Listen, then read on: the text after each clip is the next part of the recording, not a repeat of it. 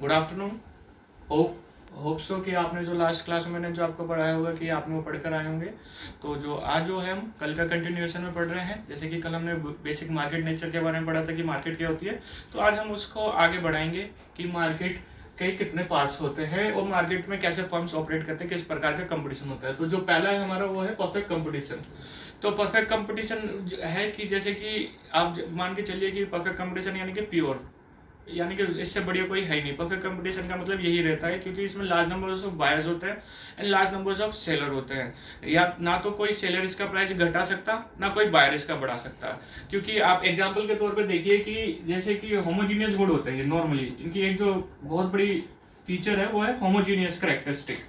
तो homogeneous characteristic होंगे तो उसमें ये रहेगा कि दिखने में भी सेम है, ठीक है, साइज में भी सेम है, तो प्राइस में भी सेम होंगे। अगर कोई फर्म आया या कोई सेलर है, उसने सोचा कि चलो जी मैं ज्यादा प्रॉफिट कमाने की सोचता हूँ, तो उसने ज्यादा प्रॉफिट कमाने के लिए उसका प्राइस बढ़ा दिया। 50 रुपए में सब बेच रहे हैं, उसने 70 रुपए में बेच दिया। तो नॉर्मली आप उसके पास जाओगे नहीं जाओगे। और सोचिए कि किसी ने सोचा कि जी चलो 50 में सब बेच रहे हैं, 40 में बेचता हूँ, मुझसे ज्यादा लोग खरीदेंगे।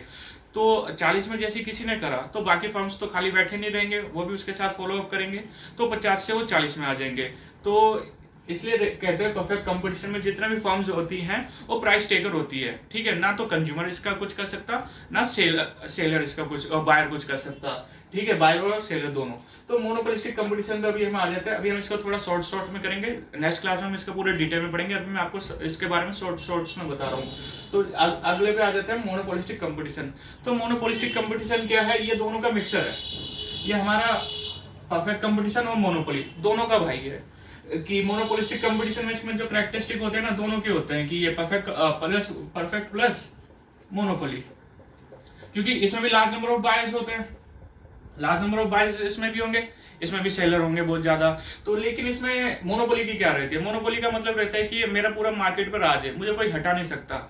तो वो रहती है मोनोपोलिस्टिक कंपटीशन के बारे में कि परफेक्ट कंपटीशन और मोनोपोलिस्टिक कंपटीशन में क्या डिफरेंस होता है। कि जैसे कि मैंने बताया, मोनोपोलिस्टिक कंपटीशन जो होता है कि मोनोपोलिस्टिक कंपटीशन परफेक्ट और मोनोपोली का दोनों का वो रहेगा, बाकी दोनों के इसके पॉइंट्स सेम रहेंगे, इन दोनों के मिला के बनता है। तो जैसे कि मैं आपसे क्वेश्चन पूछता हूँ मोनोपोलिस्टिक कंपटीशन में, आप में क्लास में से कौन कौन सा टूथपेस्ट यूज करते हो?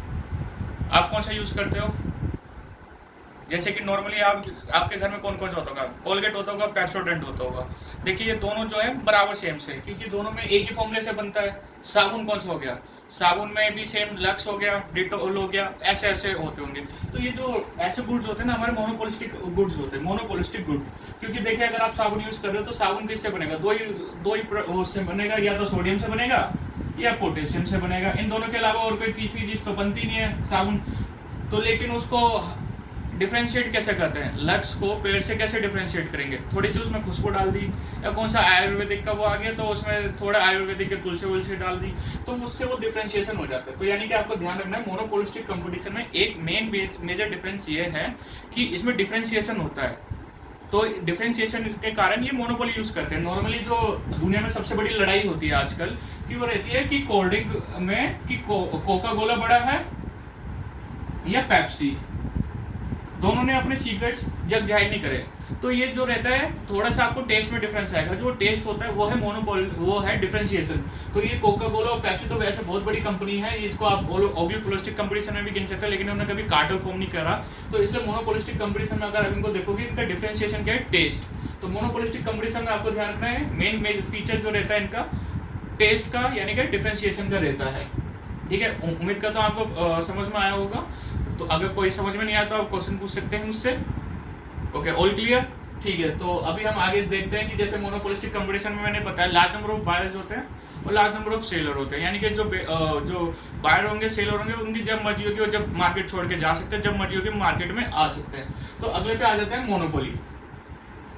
तो मोनोपोली पे जैसे हम आते हैं, तो मोनोपोली का क्या है कि मोनोपोली हमेशा जो रहती है ना, हमारा मार्केट पे एक प्रभाव है, हमारा कोई कंपटीशन है नहीं। तो मोनोपोली किसी भी तरीके से आ सकते हैं। या तो आपका किसी पे नेचुरल रिसोर्सेज पे आपने कब्जा कर लिया हो, आपने कब्जा कर लिया हो भाई, ठीक है, नेचुरल रिसोर्सेज पे। या आपकी इकोनॉमिक कॉस्ट जो है, इकोनॉमिक कॉस्ट बहुत लो है, इकोनॉमिक कॉस्ट बहुत लो है, ठीक है।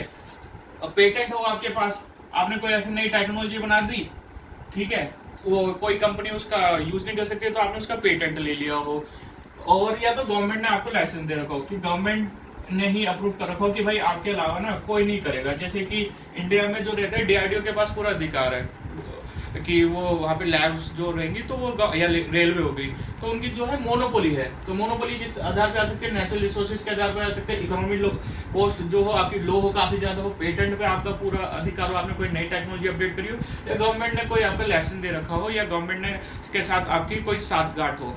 ठीक है, तो उम्मीद करता हूँ ये समझ में आया होगा आपको मोनोपोली, मोनोपोलिस्टिक और परफेक्ट कंपटीशन में क्या क्या डिफरेंस है। तो मोनोपोली में ऐसा होता है कि जरूरी नहीं है कि उसे हमेशा ही प्रॉफिट होगा, वो पैसे कमा रहा होगा, पैसे छाप रहा होगा, कभी कभार उसको लॉस हो रहा होता है। तो जो शॉर्ट रन में रहता है ना, शॉर्ट रन में वो हमेशा होता है कि जरूरी नहीं है कि प्रॉफिट कमाएगा, उसे नुकसान भी हो सकता है। और नुकसान इसलिए उठाएगा कि जैसे जियो आया था, जियो आया तो उसने शॉर्ट रन में नुकसान उठाया, क्योंकि वो उसने आया, उसने कहा कि फ्री में ले लो, फ्री में ले लो।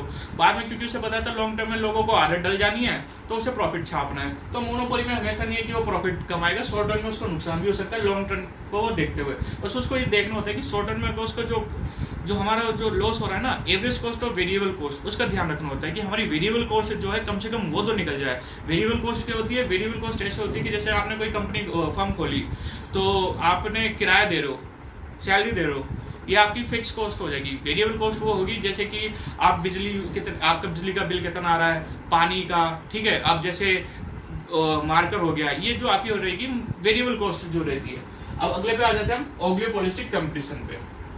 ठीक है, ओलिगोपोलिस्टिक कंपटीशन पे आते हैं। ओलिगोपोलिस्टिक कंपटीशन होता है बहुत बड़ी कंपनी है, बहुत बड़ी जायंट कंपनी है जो किसी देश को खरीद सकती है, किसी देश को बेच सकती है। जैसे कोरिया में हो गया सैमसंग, ठीक है, पूरा साउथ कोरिया सैमसंग चलाता है। इंडिया में जैसे देखो कि कौन कौन सी मैं उसमें जाऊंगा टेलीकॉम में देखोगे तो जैसे कि 3 मेजर कंपनी आपको नजर आएगी, जियो, एयरटेल और कुछ हद तक वोडा और आइडिया। ठीक है, ये जाइंट कंपनियां हैं। इसके अलावा कोई चौथी कंपनी मजाल है जो मार्केट में आ जाएगी? नहीं आ सकती, क्योंकि इन्होंने पूरा सा ना कार्टेल बना रखा होता है। ओलिगोपोलिस्टिक कंपटीशन का जो सबसे मेन जो फीचर होता है वो कार्टेल फॉर्म करना होता है। कार्टेल, ध्यान से देखिएगा, कार्टेल फॉर्म करना होता है। कार्टेल जैसे नॉर्मली जो फेमस है अभी तक का पूरे वर्ल्ड में वो है ओपेक का। ओपेक का मतलब है ऑयल पेट्रोलियम जो इकोनॉमिक कॉर्पोरेशन है, वो ऑयल प्रोड्यूसिंग जो कंट्रीज है उन्होंने अपना इकोनॉमिक कॉर्पोरेशन बना रखा है। तो जितने भी अरब कंट्री होगी उन्होंने कार्टेल फॉर्म कर रखा है कि उसमें ये ध्यान रखते हैं कि हम ना अपनी जो है प्रोडक्शन कम रखेंगे, डिमांड ज़्यादा होगी मार्केट में, और सप्लाई यानी कि लिमिट है तो प्राइस बढ़ेगा। तो इसलिए पेट्रोल के प्राइसेस ना हमेशा इसलिए बढ़ते हैं क्योंकि ये अगर ये कार्टेल हटा दे तो प्राइस जो वहाँ के लिए अरब कंट्रीज है ना, अरब कंट्रीज के लिए तो तेल निकालना इतना ईजी है जैसे कि इंडिया में नलके में से पानी निकालना। तो अगर वो कार्टेल हटा दे तो पेट्रोल के दाम वैसे ही बहुत कम हो जाएंगे। तो नॉर्मली कार्टेल जो होता है ना वो इतना सक्सेसफुल होता नहीं है, लेकिन कुछ है जो सक्सेसफुल है, उसमें से एक है ओपेक का। तो ओलिगोपोलिस्टिक कंपटीशन में आपको ध्यान रखना है 2 या 3 कंपनी होती है, 2 और मोर, ज्यादा नहीं होगी, कुछ ही होगी, और बहुत लार्ज स्केल पे ऑपरेट करेगी, बहुत लार्ज स्केल पे। छोटी फर्म जो होंगी उसका कंपटीशन नहीं कर सकती। ठीक है, तो अभी हम पढ़ेंगे इनके शॉर्ट रन लॉन्ग रन का कर्व कैसा बनता है और एग्जाम में कैसे क्वेश्चन पूछे जाते हैं, क्या आपको आस्क किया जाएगा, अभी हम उसके बारे में देखेंगे। इसलिए आपको अभी मैं 2 मिनट का ब्रेक देता हूँ। ठीक है, अभी मिलते हैं हम आपसे 2 मिनट के बाद। Welcome back class. तो उम्मीद करता हूँ जो हमने ब्रेक से पहले जो पढ़ा था आपको समझ में आया होगा कि मार्केट के बारे में कि कैसे ऑपरेट करती है। तो अब हम जो देखेंगे इनके कर्व्स के बारे में देखेंगे कि शॉर्ट रन लॉन्ग रन में क्या रहता है इनका। ठीक है, तो पहले जो हमारा था परफेक्ट कंपटीशन। तो परफेक्ट कंपटीशन रहता है कि कोई भी जो मार्केट होगी वो इक्विलिब्रियम पे ही ऑपरेट करेगी।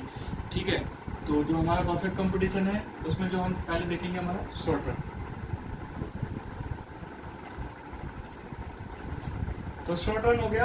तो जो नॉर्मली जैसे कि देखा होगा कि जो कंपनी ऑपरेट करती है तो उन्हें शॉर्ट रन में क्या क्या हो सकता है। आप में से क्लास में से कोई बता सकता है मुझे कि कोई कंपनी होगी तो कंपनी जो ऑपरेट करेगी कि उसके क्या क्या उसे हो सकता है। जैसे मैंने आपको बता रखा है पिछले में मैंने करा था, डिस्कस करा था। तो शॉर्ट रन में क्या क्या हो सकता है? हाँ, प्रॉफिट हो सकता है, ठीक है, नॉर्मल प्रॉफिट हो सकता है, सुपर नॉर्मल प्रॉफिट हो सकता है, लॉस हो सकता है, और एक और था, कोई बताएगा? हाँ, शट डाउन पॉइंट, कि ऐसा होगा कि उसकी ना तो वेरिएबल कॉस्ट ऑपरेट हो पा रही होगी ना उसका फिक्स कॉस्ट हो पा रहा होगा, तो शट डाउन कर लेगा, बिजनेस बंद कर लेगा अपना कि भाई ना तो मेरा किराया निकल रहा, ठीक है, ना मेरी सैलरी निकल रही, ना बिजली का बिल निकल रहा, तो इससे अच्छा मैं घर पे ही बैठ जाऊँ, कोई और काम धंधा देख लूँ, तो सेट डाउन पॉइंट में रहता है। ठीक है, तो इसलिए कहते हैं कि जो परफेक्ट कंपटीशन में होता है कि जो फॉर्म्स आती है ना वो फ्री में आ सकती है, फ्री में जा सकती है, कोई उसमें चार्जेस नहीं होते।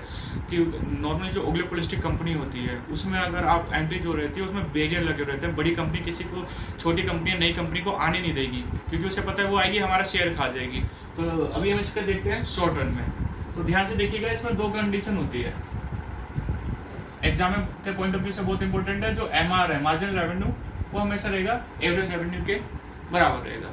ठीक है, उम्मीद करता हूँ ये समझ में आया होगा आपको। सेकंड जो है हमारा इंपॉर्टेंट है, ये भी जो इक्विलिब्रियम के लिए जो हमारा मार्जिनल कॉस्ट है, मार्जिनल कॉस्ट जो है वो कट करेगा MR को। किसको करेगा? MR को। कहां से करेगा? Below, from below. क्योंकि जो रहता है ना मार्जिनल कॉस्ट रहता है किसी कर्व में ना, आप देखोगे कि 2 बार काट रहा होगा, क्योंकि ऐसे बन रही होती है कर्व, जैसे कि दिखा दूं मैं आपको, ऐसे बन रही होगी। ठीक है, तो ये ऐसे भी काटता होगा। तो ये देखिए यहाँ वाला नहीं होगा, ये वाला होगा जहाँ नीचे से काट रहा है। तो ये वाला पॉइंट इक्विलिब्रियम के लिए माना जाएगा। यहाँ से फिर हमारे प्राइस डिटरमिन होगी, कॉस्ट डिटरमिन होगी, कैसे रहता है। ठीक है, उम्मीद करता हूँ समझ में आया होगा आपको। अगर कोई डाउट है तो आप पूछ सकते हो। All clear? ठीक है, तो अभी हम देखते हैं शॉर्ट रन में।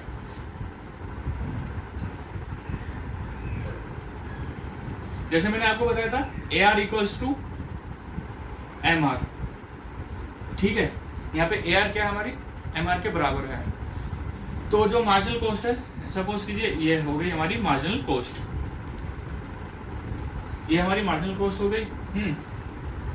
जिसका नाम डाल लेंगे हम, नामकरण कर लेंगे हम इसका। ठीक है, ये हमारी मार्जिनल कॉस्ट हो गई। ये हमारा प्राइस हो गया भाई। ठीक है, और जहां पे ये कट कर रहा है, यहाँ पे हम अपना डिटरमिन करेंगे हमारी कॉस्ट है। ठीक है, ये हमारा क्वांटिटी होगी कि हम इतना प्रोड्यूस करेंगे। ठीक है, ये आपको समझ में आ गया? इतना क्लियर? अब हमारी कॉस्ट रहेगी कि कॉस्ट कितनी आती है। अगर सपोज कीजिए मैं भी ये नॉर्मल प्रॉफिट का बना रहा हूँ। ठीक है, नॉर्मल प्रॉफिट में होगी, ये हमारी होगी एवरेज कॉस्ट, ये होगी हमारी एवरेज कॉस्ट। ऑप्शन आपको समझ में आया होगा। ये मार्जिनल कॉस्ट होगी, ये एवरेज कॉस्ट होगी। तो इसमें ये कंडीशन कौन सी कहलाती है हमारी? नॉर्मल प्रॉफिट, जहां पे हमारा जो मार्जिनल कॉस्ट रहता है वो एवरेज कॉस्ट के बराबर रहता है। तो ये हमारा हो जाता है नॉर्मल प्रॉफिट। दूसरी कंडीशन जैसे मैंने आपको बताई थी, जैसे सुपर नॉर्मल प्रॉफिट, वो कब होता है? ध्यान से देखिएगा। अगर कोई डाउट है तो आप कोई पूछ सकता है। जो कि हमारा नॉर्मल प्रॉफिट,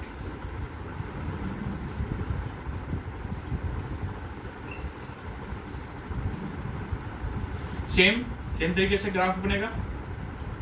ये MR जो है हमारी AR के बराबर है, ये हमारी मार्जिनल कॉस्ट हो गई। सॉरी, इसमें मैंने गलत बना दिया, क्योंकि मैंने क्वांटिटी पहले डिटरमिन कर दी, बल्कि क्वांटिटी बाद में डिटरमिन होती है। जहाँ पे मार्जिनल कॉस्ट AR और MR को काटते हैं, वहाँ पे हम क्वांटिटी डिटरमिन करते हैं, अपनी मर्जी से कहीं पे भी नहीं करते। यहाँ पे मैंने मिस्टेक कर दी थी, ध्यान दीजिएगा। आप एग्जाम में ये गलती मत करिएगा, क्योंकि आपका पूरा ग्राफ गलत हो जाएगा, और जो एग्जामिनर होगा ना वो आपके नंबर काट लेगा अच्छे से। तो इसका ध्यान रखिएगा कि जैसे कि मैंने ये है हमारी मार्जिनल कॉस्ट जो है MR और AR से यहाँ पे काटी है। ठीक है, तो ये हमारी क्वांटिटी डिटरमाइंड यहाँ पर हो गई कि जितना भी फर्म होगी ना इतना प्रोड्यूस करेगी, यहाँ तक प्रोड्यूस करेगी। अगर इससे पहले करेगी उसको जो होता है ऑप्टिमाइजेशन नहीं हो पाएगा, और उससे ज़्यादा करेगी तो उससे लॉस हो जाएगा। तो अब सपोज कीजिए ये होगी हमारी एवरेज कॉस्ट, ये होगी हमारी AC। अब ये AC कहाँ पे टच कर रही है? ये Q के जहाँ पे टच कर रही होगी ना, वहां से हम पैरेलल लाइन बनाएंगे, वो हमारी क्या होगी? कॉस्ट होगी। कॉस्ट होगी, ये हम मान के चल रहा हूँ, मैं इसको C मान लिया मैंने, इसका नाम मैं D दे रहा हूँ और इसका नाम मैं दे रहा हूँ O।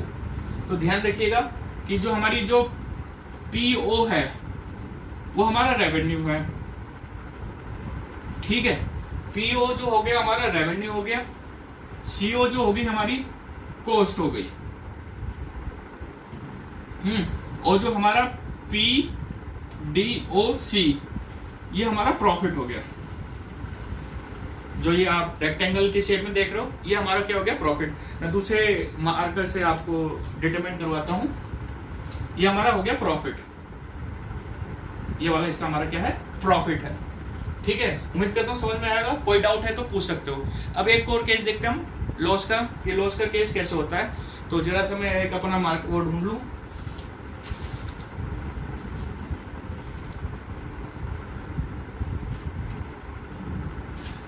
अब है हमारा केस लॉस का, ध्यान से देखिएगा। लॉस सेम तरीके से बनाएंगे। ठीक है, तो एम आर जो है हमारी किसके बराबर होगी बताइएगा प्लीज, ए आर के बराबर। ठीक है, तो अभी ये हमारी मार्जिनल कॉस्ट हो गई, ये हमारी मार्जिनल कॉस्ट होगी। अब जो एवरेज कॉस्ट है, वो एवरेज कॉस्ट कहां से जा रही है, वो यहां से जा रही है। ठीक है, तो हमारी जो क्वांटिटी डिटरमाइंड होगी वो इधर होगी Q0, और हमारी कॉस्ट क्या हो गई, ये हो गई CPOD। ठीक है, उम्मीद करता हूँ समझ में आया होगा आपको। अगर कुछ समझ में नहीं आएगा तो आप पूछ सकते हो। तो इसमें आप ध्यान से देखिएगा, इसमें हमारे जो है CO जो है हमारी कॉस्ट है, PO जो है हमारा रेवेन्यू है। अब कॉस्ट तो भाई रेवेन्यू से ज्यादा है, कॉस्ट तो रेवेन्यू से ज्यादा है, तो उसमें क्या रहेगा, अब जो बाकी बचा हुआ होगा हमारा CODP, ये हमारा हो जाएगा लॉस। जब चीज हमें किसी कंपनी को देखने को मिलती है, फर्म को देखने को बढ़ती है, तो उनकी हालत खराब हो जाती है। तो उसमें वो एक चीज चेक करके देखते हैं कि हमारा एवरेज वेरिएबल कॉस्ट तो कवर हो रही है या वो भी नहीं हो रही। ठीक है, तो अगले केस में हम वो देखेंगे, हमारा जो रहेगा एवरेज वेरिएबल का सॉरी शट डाउन पॉइंट। अभी शट डाउन पॉइंट के बारे में मैं आपको दिखा दूं।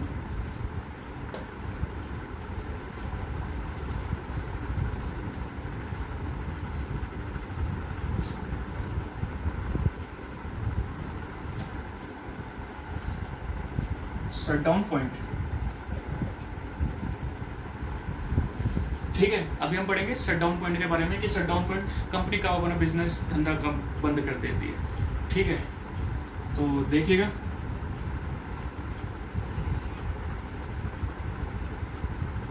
सेम किस्सा बनेगा इधर भी, AR इक्वल्स टू MR। ये सपोज कीजिए हमारी मार्जिनल कॉस्ट हो गई, सॉरी मिस्टेक हो गई, ध्यान से देखिएगा। जो मैंने आपको बताया था सेम मिस्टेक मैंने यहाँ पे कर दी जो मैंने पहले करी थी। ये हमारा हो गया AR इक्वल्स टू MR, ये हमारी होगी मार्जिनल कॉस्ट। मार्जिनल कॉस्ट जहां से करेगी वहां पे हमारी क्वांटिटी डिटरमाइन होगी, अपनी वजह से हम कुछ नहीं कर सकते। ये हमारा हो गया प्राइस। ठीक है, क्योंकि जो हमारी मार्जिनल कॉस्ट है वो MR उससे कट कर रही है। ठीक है, इतना है, मैं उम्मीद करता हूँ आपको समझ में आएगा। अब सपोज कीजिए एवरेज कॉस्ट जो है वो ये रही, ठीक है, या एवरेज वेरिएबल कॉस्ट ये हमारी ये रही, और एवरेज फिक्स कॉस्ट ये ऊपर है, ये और ये मार्कर चेंज करके आपको अच्छे से बता देता हूँ। ये हमारा हो गया A, यह हो गया हमारा B। ठीक है, तो हमारा जो है रेवेन्यू कितना हो रहा था, रेवेन्यू हमारा है PO, लेकिन एवरेज वेरिएबल कॉस्ट और एवरेज कॉस्ट दोनों ऊपर है, तो यानी कि हमारा जो है एवरेज वेरिएबल कॉस्ट भी नहीं हो रही और रेवेन्यू उससे काफी कम है। तो यहाँ पे क्या कंपनी क्या करेगी, शट डाउन, अपना काम धंधा बंद कर देगी। अब जब शट डाउन कर देती है ना कुछ कंपनियां, तो ऐसी होती है, जो बड़ी कंपनीज होगी वो तो ऑपरेट कर लेंगी कि उनके पास पैसा बहुत होता है तो वो ऑपरेट कर लेगी। जो छोटी मोटी कंपनी होगी वो निकल जाएगी, जो छोटी मोटी कंपनी होगी वो निकल जाएगी। मार्केट में जो होगा थोड़ा सा डिमांड बढ़े, वो सप्लाई कम होगा, डिमांड बढ़ेगी, तो वापस वो अपने रेवेन्यू उस पर आ जाएंगे। अगर यह प्रॉफिट हो रहा होगा, सपोज कीजिए सुपर नॉर्मल प्रॉफिट हो रहा होगा, सुपर नॉर्मल प्रॉफिट का जैसे मैंने सिनेरियो बनाया था, सुपर नॉर्मल प्रॉफिट हो रहा है शॉर्ट रन में, तो नई कंपनियां आएंगी, नई कंपनी आएगी तो उसमें क्या रहेगा, उनका सप्लाई बढ़ेगी तो उनका मार्केट कम होता जाएगा, यानी कि उनका जो शेयर था वो कम होता जाएगा, और किस पे हो जाएगा, वो हो जाएगा हमारा नॉर्मल प्रॉफिट पे। लॉन्ग रन मैं आपको बताता हूँ, जो हमारा लंबे काल का जो रहता है लॉन्ग रन, इसमें केवल एक ही ग्राफ बनता है नॉर्मल प्रॉफिट का, क्योंकि जो रहती है लॉन्ग रन में वो इसी होगा। अगर लॉस हो रहा होगा तो बहुत सी कंपनियां निकल जाएंगी, तो डिमांड में मार्केट में जो होगी हमारी सब वो हमारा स्पेस होगा तो और उसमें वो फुलफिल करेगी पहली से जो कंपनी होगी। सुपर नॉर्मल प्रॉफिट हो रहा होगा तो और कंपनियां आ जाएंगी तो वो भी प्रॉफिट एंजॉय करेगी, तो बाकी कंपनियों का जो होगा प्रॉफिट कम हो जाएगा। तो ये लास्ट है हमारा। तो ये देखिएगा AR और MR दोनों के बराबर होता है, ठीक है, AR और MR के बराबर होता है। तो जैसे मैंने बताया था मार्जिनल कॉस्ट, ये होगी हमारी मार्जिनल कॉस्ट, और एवरेज कॉस्ट जो होगी इससे कट करेगी, यहीं पे हमारी क्वांटिटी डिटरमाइन होगी, यही हमारा प्राइस होगा। तो ये जो रहता है हमारा लॉन्ग रन में रहता है नॉर्मल प्रॉफिट। Any doubt? उम्मीद करता हूँ कोई डाउट नहीं होगा, और अगर कोई डाउट होगा तो हम उसको नेक्स्ट क्लास में देखेंगे, और जो बाकी हमारा जो रह रहा है मोनोपोलिस्टिक कंपटीशन और बाकी वो हम नेक्स्ट क्लास में कवर करेंगे, ठीक है।